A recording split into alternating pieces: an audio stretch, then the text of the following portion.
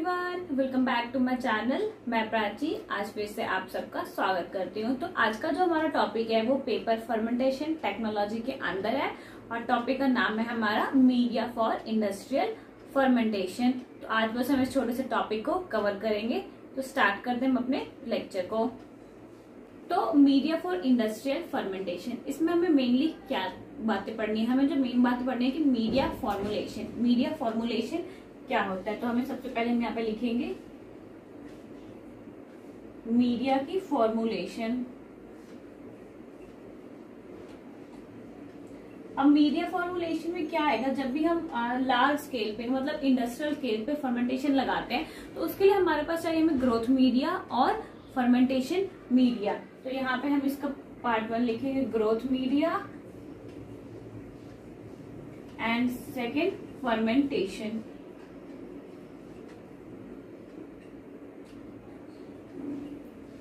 हमें growth media and fermentation media हमें चाहिए होती है इतने इंडस्ट्रियल स्केल पे फर्मेंटेशन करने के लिए। तो आज हम ब्रॉडली जो टॉपिक हमारा इसके अंदर आएगा वो हमारा ग्रोथ मीडिया और फर्मेंटेशन मीडिया आएगा। तो हम स्टार्ट करते हैं सबसे पहले अपने ग्रोथ मीडिया के। ग्रोथ मीडिया, तो ग्रोथ मीडिया में हमारे पास मैंने कुछ इंपॉर्टेंट पॉइंट लिखे हैं, इसके हेल्प से मैं आपको एक्सप्लेन कर रही हूँ।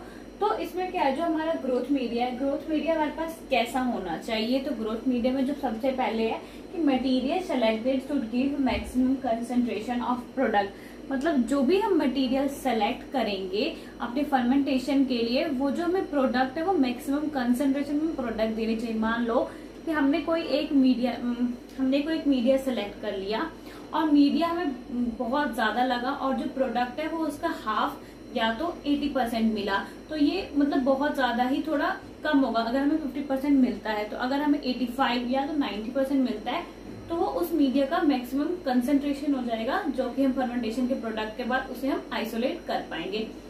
नेक्स्ट पॉइंट आता है हमारे पास minimum yield of undesirable product. मतलब जैसे जब भी हम कोई भी रिएक्शन लगाते हैं या फर्मेंटेशन में हम कोई भी फर्मेंटेशन लगाते हैं तो उसमें क्या होता है, हमारा जो प्रोडक्ट होता है मेन प्रोडक्ट के साथ साथ जो हमारे पास वेस्ट प्रोडक्ट होते हैं वो भी बहुत ही ज्यादा क्वांटिटी में हमें मिल रहे होते हैं। जैसे कुछ अनडिजायरेबल प्रोडक्ट्स या प्राइमरी सेकेंडरी, कई तो यूजफुल होते हैं, कई अनयूजफुल भी होते हैं। तो मतलब मैंने यहाँ पे यही लिखा है कि जो हमारे पास जो हमें चाहिए नहीं होगा उस फर्मेंटेशन से वो हमें बहुत ही कम मिले। तो फर्स्ट पॉइंट हमारा ये था कि मीडिया ऐसे सेलेक्ट करे जिसमें जो हमारे प्रोडक्ट की कंसेंट्रेशन है वो बहुत ही ज्यादा मिले, और जो सेकेंड है जिसमें जो हमारा अनडिजायरेबल प्रोडक्ट है वो हमें बहुत ही कम मिले। थर्ड आता है available through out the year. मतलब जो भी हमने मीडिया सेलेक्ट किया है वो through out the year available हो। ऐसा नहीं कि जो कोई सीजनली, जैसे कोई मीडिया हमने ले लिया वो सीजनली तो है प्रेजेंट, पर अगर उसे हम थोड़े टाइम बाद देखें तो वो उस टाइम प्रेजेंट नहीं है, तो इससे हमें प्रॉब्लम आ जाएगी। तो हम मीडिया वैसा सेलेक्ट करें जो through out the season available हो। उसके बाद आता है हमारे पास चीप। जो हम मीडिया ले वो चीपर कॉस्ट होना चाहिए, तभी जो हमारे पास ओवरऑल कॉस्ट आएगी वो कम आएगी और जो हमारे प्रोडक्ट है वो बहुत ही अच्छी बनेगी। उसके बाद है मिनिमल प्रॉब्लम ड्यूरिंग स्टरलाइजेशन। मतलब जो स्टरलाइजेशन करेंगे उस टाइम भी बहुत कम प्रॉब्लम आनी चाहिए। कई ऐसी मीडिया होती है जिनको हैंडल करना बहुत ही टीडियस वर्क होता है, तो हम ऐसी मीडिया को सेलेक्ट करेंगे जिसे हमें हैंडल करना बहुत इजी हो। स्टरलाइजेशन के साथ साथ हमें इसकी एरिएशन,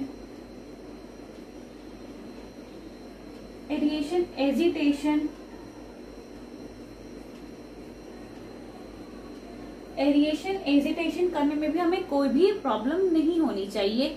तो ये था हमारा ग्रोथ मीडिया। ग्रोथ मीडिया में क्या क्या होना चाहिए ये बता दिया। और एक और बात, जो भी हमारी मीडिया होती है अगर तो वो लैब कंडीशन पे हम उसे यूज करते हैं तो उसे स्टरलाइज करना और उसे सब हैंडल करना बहुत ही इजी होता है। पर वही मीडिया फॉर्मुलेशन को हम कभी भी इंडस्ट्रियल स्केल पे यूज नहीं कर सकते उसको लार्ज अमाउंट में लेके, क्योंकि उसे स्टरलाइज करना, उसे हैंडल करना बहुत ही मुश्किल हो जाता है। तो कभी भी जब हम लैब मीडिया पे लेते हैं, इंडस्ट्रियल मीडिया पे जो भी हमारी फॉर्मुलेशन होती है वो बिल्कुल ही अलग होती है। तो यहाँ पे जो हम पढ़ रहे हैं वो हमारी इंडस्ट्रियल मीडिया के लिए। तो ये भी हमारी ग्रोथ मीडिया। फर्मेंटेशन मीडिया को हम 2 टाइप्स में डिवाइड कर सकते हैं, मेजर और माइनर। फर्मेंटेशन में 2 कंपोनेंट्स होते हैं हमारे पास, मेजर कंपोनेंट्स और माइनर कंपोनेंट्स। तो मेजर कंपोनेंट्स में आता है हमारे पास कार्बन, नाइट्रोजन और माइनर कंपोनेंट्स में आता है विटामिन, मिनरल्स, चिलेटर्स, इंड्यूसर और इनहिबिटर्स। इसके अलावा कुछ और भी चीजें होते हैं वो उतनी एसेंशियल्स नहीं होते, पर जो एसेंशियल चीजें है वो मैंने यहाँ पे लिखी है, जैसे कि हमारा carbon, nitrogen, vitamin, minerals, chelators, inducers या इनहिबिटर्स। तो फर्मेंटेशन मीडिया को हमने 2 ब्रॉड कैटेगरीज में डिवाइड किया, कुछ मेजर कंपोनेंट्स, कुछ माइनर कंपोनेंट्स। तो हम स्टार्ट करते हैं 1 by 1। तो 2 कंपोनेंट्स है हमारे पास, मेजर कंपोनेंट के कार्बन और नाइट्रोजन। तो कार्बन के कौन कौन से सोर्सेज होते हैं हमारे पास? Molasses, malt extract, starch, dextrin and cellulose, whey, methanol, ethanol, oil fats, alkane, sulphide waste, liquor. तो ये जो हमारे सोर्स है, ये जो कार्बन रिच सोर्सेज होते हैं हमारे पास वो है। तो मोलासेस जो होते हैं, मोलासेस हमारे पास जो 48% उसमें कार्बोहाइड्रेट्स होते हैं, जो कि बहुत ही रिच होते हैं हमारे कार्बन सोर्स में।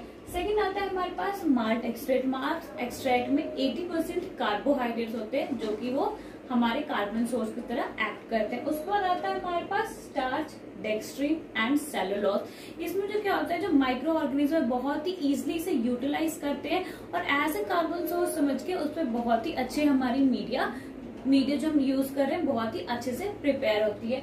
उसके बाद आता है हमारे पास वे क्या होता है, जो भी हमारा वाटर लेफ्ट ओवर हो जाता है वो भी बहुत ही रिच होता है हमारे कार्बन सोर्स के लिए। उसके बाद इसी तरह आता है हमारे पास methanol, ethanol, oil fats, alkene, sulphide waste, liquor, जो कि बहुत ही रिच होता है हमारे कार्बन सोर्स में। उसके बाद आता है हमारे पास नाइट्रोजन। नाइट्रोजन सोर्स में हमारे पास है वो फर्दर 2 टाइप्स में हमारे पास जो नाइट्रोजन सोर्स है उसको क्लासिफाइड कर रखा है, और इनऑर्गेनिक एंड ऑर्गेनिक। इनऑर्गेनिक में क्या आता है, अमोनियम साल्ट और अमोनियम नाइट्रेट। उसके बाद ऑर्गेनिक में आता है amino acids, proteins and urea.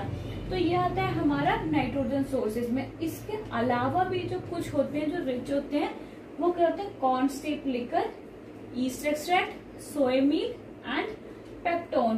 तो जो भी हमारे पास जो कॉर्न स्टेप लिकर होता है ये बहुत ही रिच होता है हमारे नाइट्रोजन कंटेंट में। और ये जो यीस्ट, सोया मील सब होते हैं, इस सबसे जो सोया मिल है उसमें ऑयल को हम बाहर निकाल लेते हैं। उसके बाद जो वो लेफ्ट ओवर होया होता है उसमें जो हमारा होता है नाइट्रोजन कंटेंट वो भी बहुत ज्यादा होता है।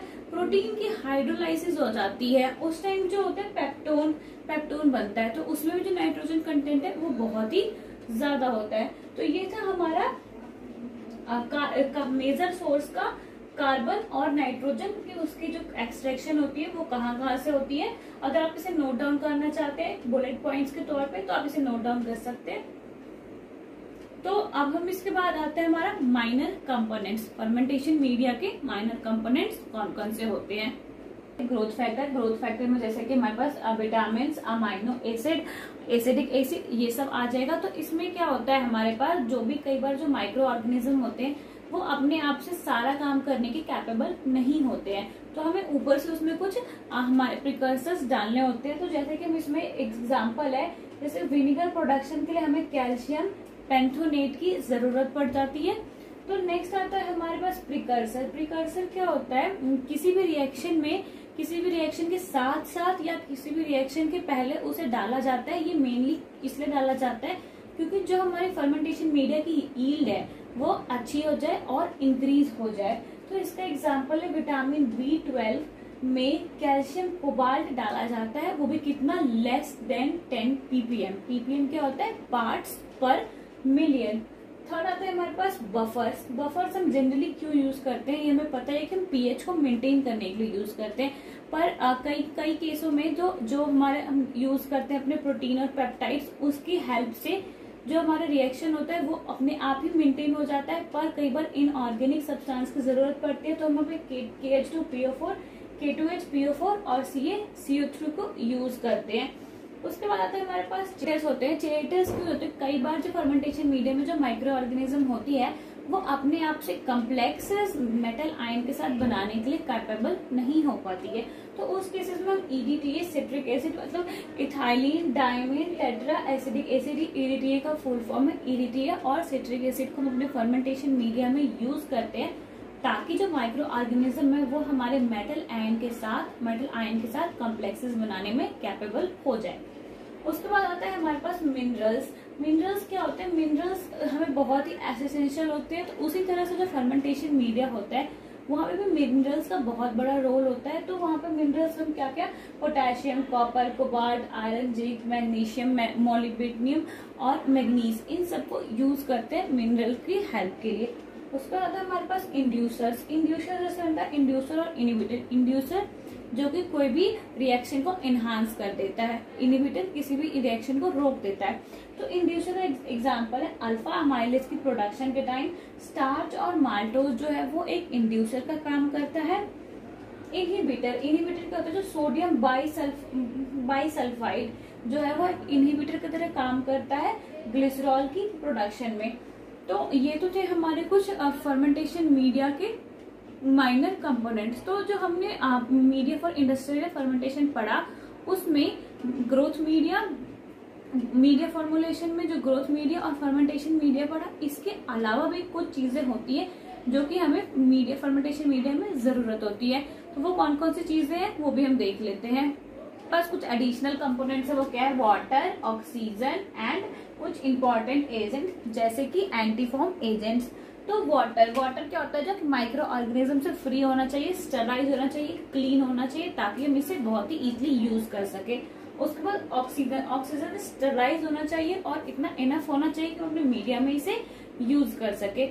उसके बाद आता है हमारे पास कुछ इंपॉर्टेंट एजेंट जैसे कि एंटीफोम एजेंट। एंटीफोम एजेंट क्या होता है? किसी भी मीडिया में जब फर्मेंटेशन होती है तो ऊपर जो झाग बन रहा होता है उसको ब्रेक करते हैं। तो कई जो फर्मेंटेशन होते हैं उसकी तो डिजाइन ही ऐसे होती है, तो बेफल्स लगे होते हैं, ब्लेड्स जो होते हैं जो उसको टैप करते हैं, या तो जो बबल्स बनते जाते हैं उन्हें वो फोड़ते जाते हैं, तोड़ते जाते हैं।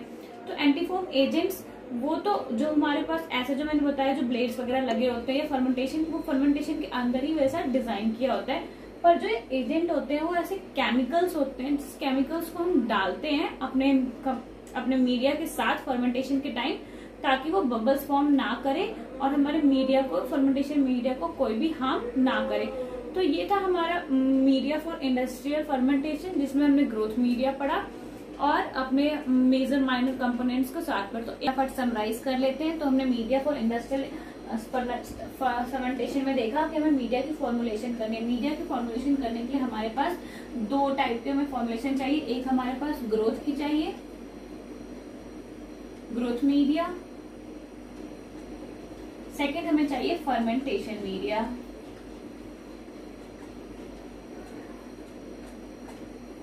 Fermentation media. तो हमने ग्रोथ मीडिया में क्या देखा? तो ग्रोथ मीडिया में हम देखा कि जो भी हमारी जो यील्ड होनी चाहिए वो मैक्सिमम होनी चाहिए। यील्ड क्या होनी चाहिए?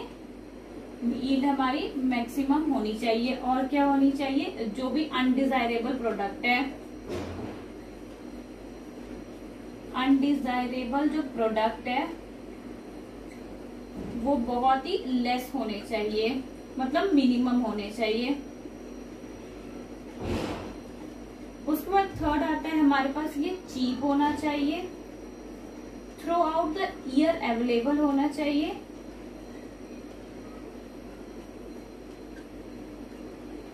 Through out the year available होना चाहिए और हमें बहुत ही कम डिफिकल्टी आनी चाहिए अपने स्टरलाइजेशन के टाइम। तो हम इसे लिख सकते हैं इजी टू हैंडल।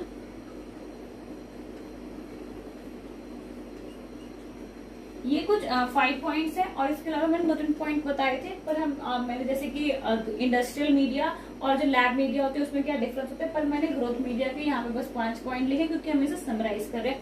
उस पर आता है हमारे पास फर्मेंटेशन मीडिया। फर्मेंटेशन मीडिया को ही हमने 2 पार्ट्स में डिवाइड कर दिया था, एक मेजर में, दूसरा हमने किया था माइनर में। तो मेजर कंपोनेंट में हमारे पास क्या आ गया था? Carbon source. सेकेंड आ रहा था हमारे पास नाइट्रोजन सोर्स। उस पर हमारा माइनर में आ गया था हमारे पास इंड्यूसर या तो इनहिबिटर। इसके बाद हमने इंड्यूसर इनहिबिटर के साथ हमने क्या किया था? हमारे पास कुछ प्रिकर्सर्स थे प्रिकर्सर्स, मिनरल्स,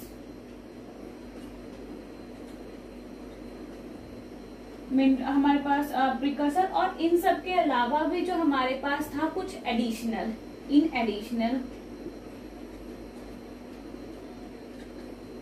इन एडिशनल हमारे पास था वाटर, वाटर के बाद हमारे पास था ऑक्सीजन, और उसके बाद एंटी फोम एजेंट।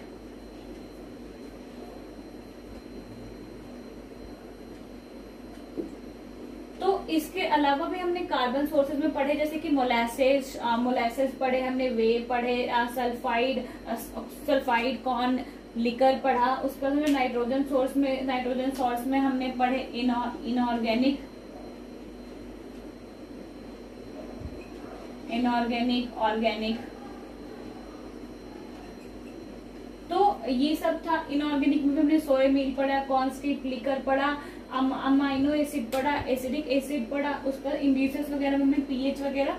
तो ये हमारा एक फुल फ्लो चार्ट है, एक समरी के फॉर्म में, जिसमें हमने की पूरा अपना मीडिया फॉर इंडस्ट्रियल फर्मेंटेशन को कंप्लीट किया। तो अगर आपको ये चीज माइंड में याद रह जाती है तो आप इसे 10 मार्क्स से क्वेश्चन में बहुत ही इजीली अटेम्प्ट कर सकते हो। तो आप एक बार से फिर से देख ले।